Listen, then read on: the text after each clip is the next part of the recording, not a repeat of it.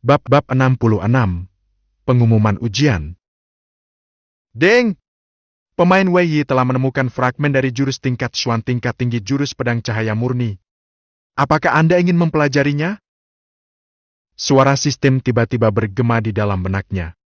Wei Yi, yang sedang membulak-balik gulungan tua di tangannya, langsung membelalak. Apa-apaan ini? Fragmen? Maksudnya cuma sebagian? Rasa senang yang semula memenuhi hatinya, kini seperti disiram air dingin. Ia langsung menatap Liu Jensen dengan alis berkerut. Tuan Kepala Cabang, jurus ini tidak lengkap. Liu Jensen masih tersenyum tenang, ekspresinya seolah sudah memperkirakan reaksi itu sejak awal. Itu hanya bagian atasnya saja. Tahu kau hanya ingin memastikan keasliannya, bukan? Setengah bagian sudah cukup untuk itu. Wei Yi langsung ingin menangis dalam hati. Sial, aku benar-benar dijebak.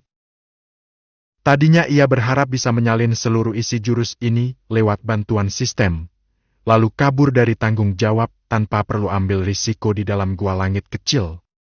Tapi siapa sangka, Liu Jensen ternyata lebih licik darinya.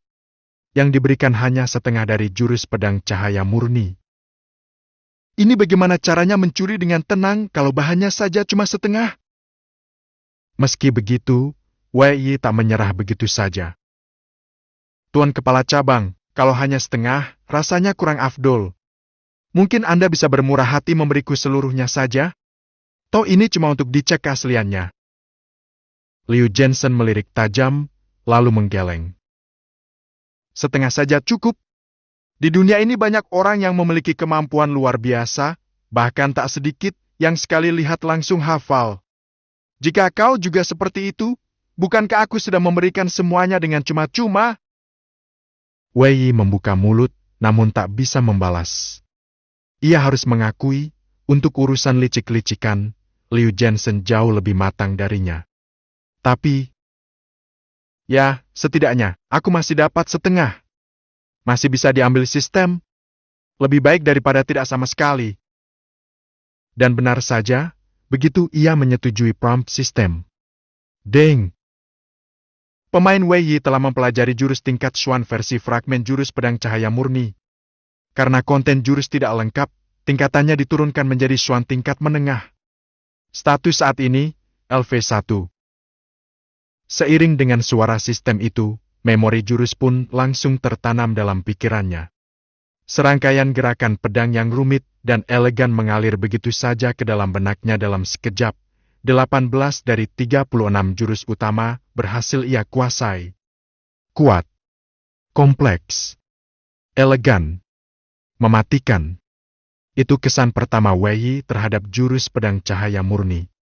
Bahkan baru setengah bagian saja sudah terasa jauh melampaui 13 jurus pedang pembawa maut miliknya sekarang.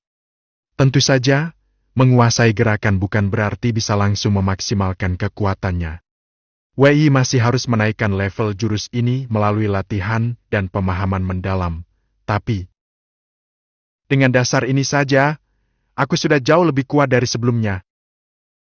Dan semua ini, hanya dari setengah gulungan. Sepertinya aku memang harus masuk ke dalam gua langit kecil itu. Bukan hanya demi menyelesaikan tugas, tapi demi mendapatkan seluruh bagian jurus ini. Wei Yi mengepalkan tangannya. Sorot matanya penuh tekad. Guci air seni atau apalah namanya, akan aku ambil kalau itu harga untuk mendapatkan kekuatan sejati. Keluar dari kediaman Kepala Cabang Liu Jensen, Wei Yi tak langsung kembali ke kediamannya. Sebaliknya, ia bergegas menuju menara jiwa binatang.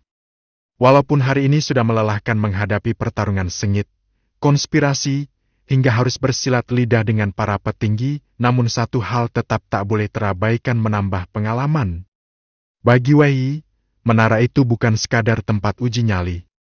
Itulah ladang emas tempat dia bertarung demi naik level dan memperkuat jurus-jurusnya.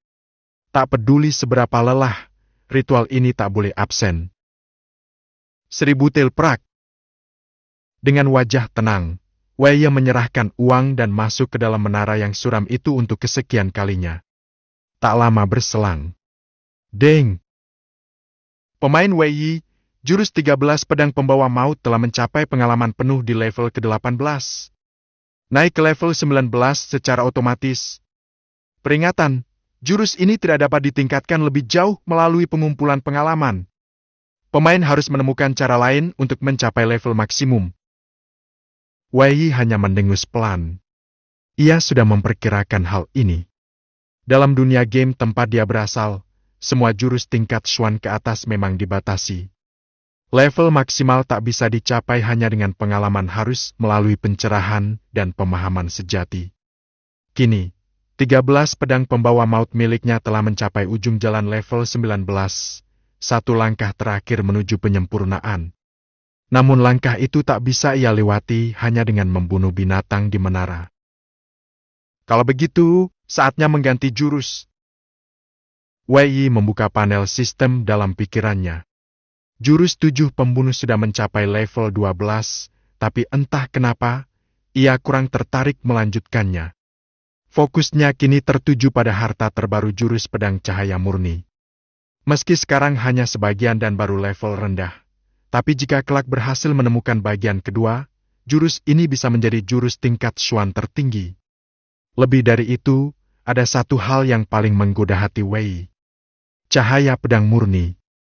Legenda dari sekta pedang cahaya murni, sebuah kekuatan spiritual dari pedang yang hanya bisa dicapai oleh mereka yang telah memurnikan tubuh, hati, dan tekadnya.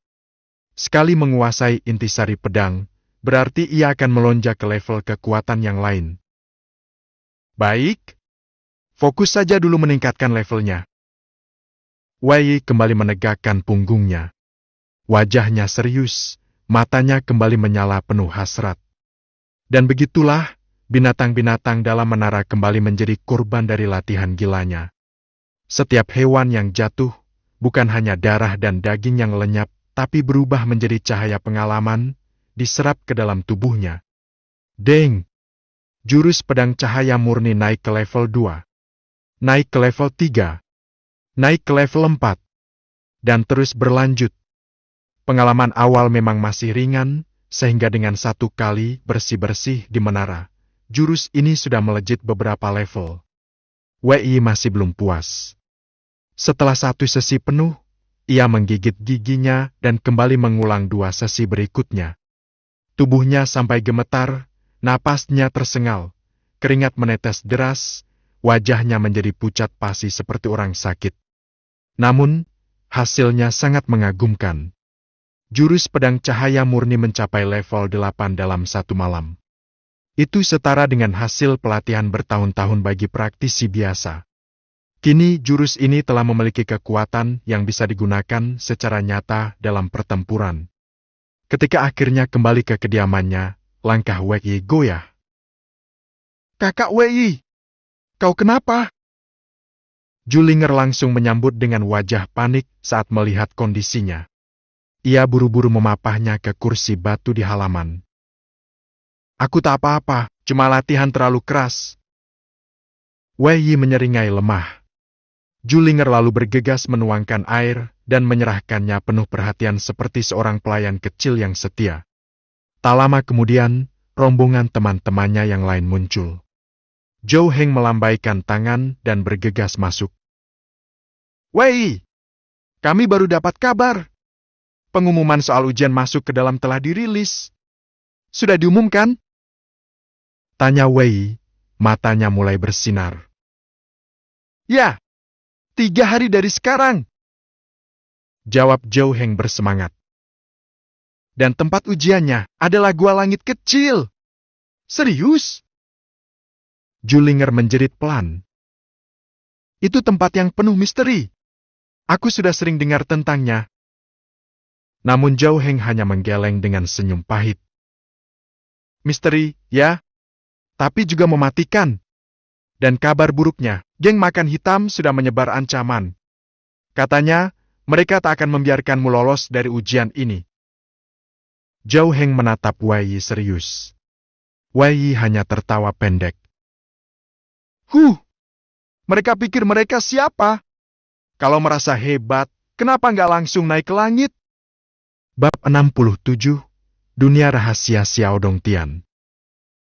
3 hari berlalu dalam sekejap.